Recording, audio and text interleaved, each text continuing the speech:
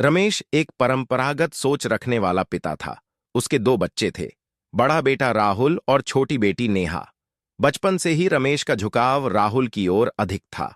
वह मानता था कि बेटे ही माता पिता का सहारा बनते हैं, इसलिए वह राहुल को अच्छी शिक्षा और अवसर देता, जबकि नेहा को सिर्फ घर के कामकाज तक सीमित रखता।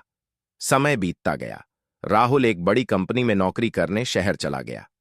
व्यस्तता के कारण वह घर आना तो दूर, माता पिता से फोन पर भी कम ही बात करता।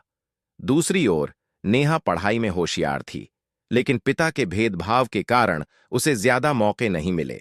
फिर भी वह अपनी सीमाओं के भीतर रहकर अपने माता पिता की सेवा करती रही।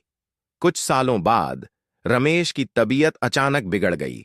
अस्पताल में भर्ती होने के बाद भी राहुल समय न निकाल सका, जबकि नेहा ने नौकरी के साथ साथ पिता की देखभाल में कोई कमी नहीं छोड़ी।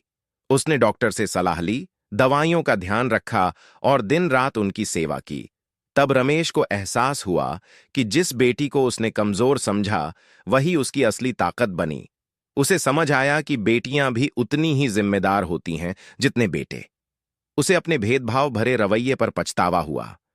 एक दिन उसने नेहा का हाथ पकड़कर कहा, बेटा, मैंने अब तक तुमसे भेदभाव किया, लेकिन आज समझ आया कि असली सहारा बेटियां ही होती हैं।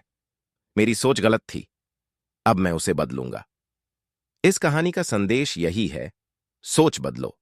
बेटा बेटी में फर्क मत करो, क्योंकि बेटियां भी माता पिता का उतना ही ख्याल रखती हैं जितना बेटे।